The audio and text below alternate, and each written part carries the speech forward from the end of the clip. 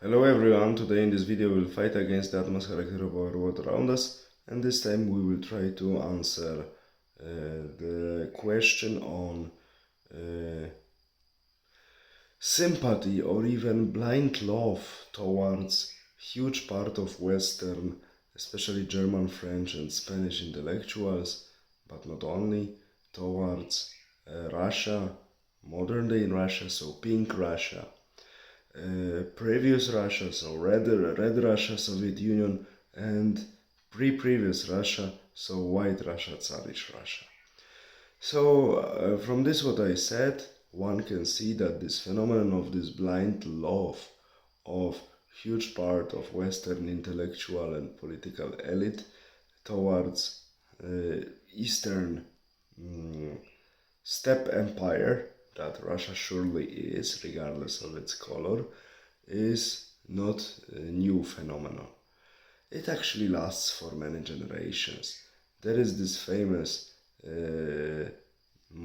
bridge of friendship between French and Russia, and so on and so on. And there are many gestures each year given by German or French or Spanish intellectual representatives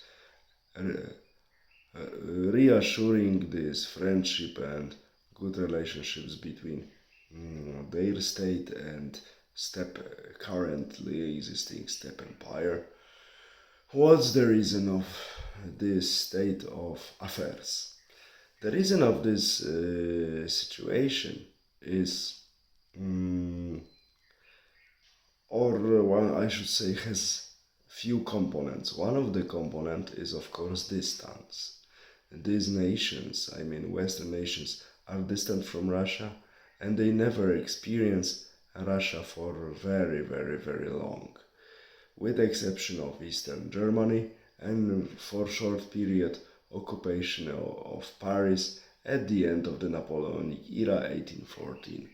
But this was really a too short period to really leave some permanent traces of Russian presence in the mind of the Western European people, just to be honest.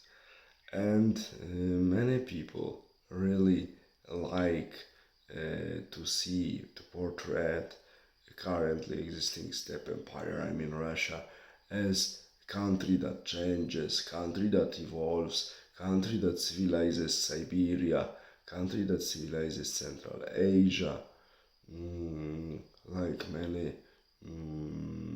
French historians, or even sometimes British ones, surprisingly, still this order of Churchill from 1943 that due to the political reasons, because the Eastern Ally was needed in the fight with Germany and later Japan, it was not possible to say and write anything bad about Soviet Union.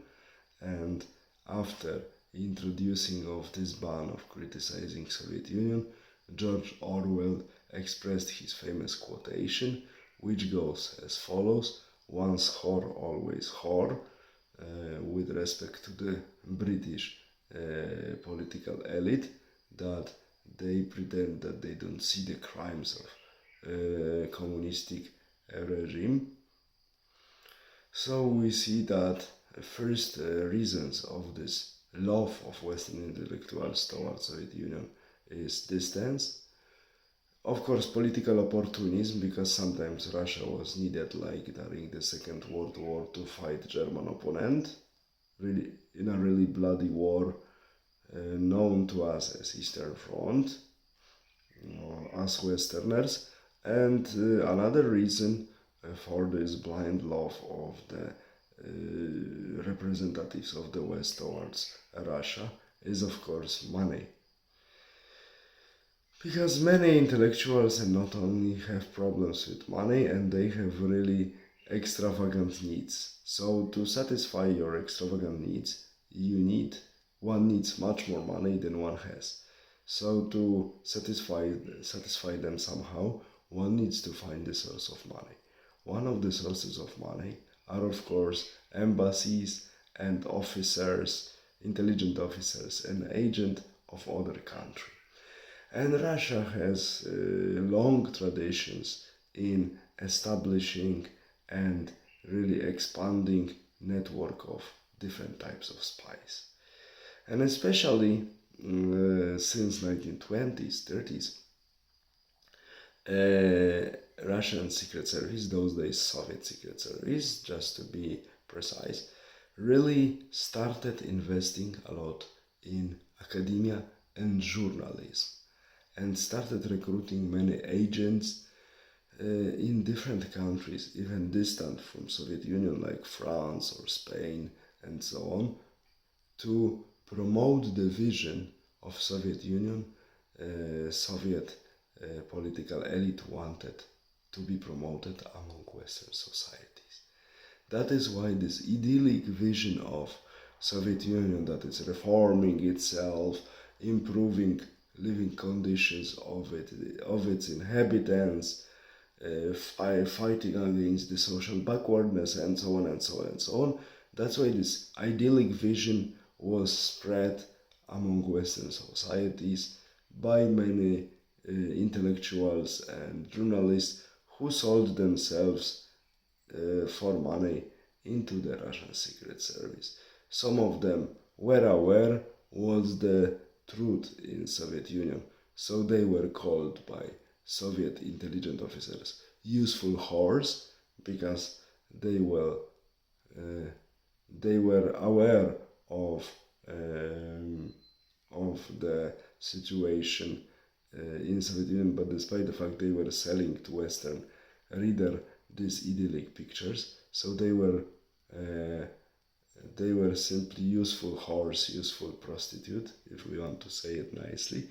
But there were many intellectuals and journalists who never visited Soviet Union and were believing in this idyllic picture sold them by Soviet intelligence service agents, so they were called useful idiots, because they even didn't take any effort to cross-validate the information they get from their intelligence officers, who were just leading them, of course, serving the Soviet Empire.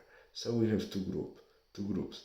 Useful whores, the ones who are aware what's the trouble with Soviet Union but still lying to their audience, and useful idiots.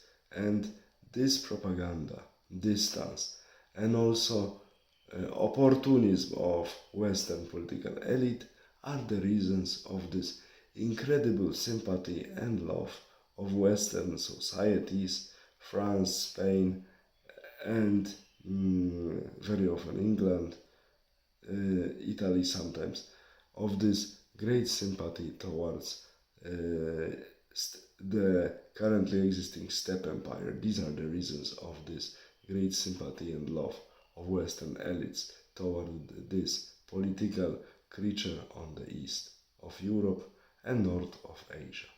So money, ignorance, so distance, and opportunism. All the best, have a nice day, bye.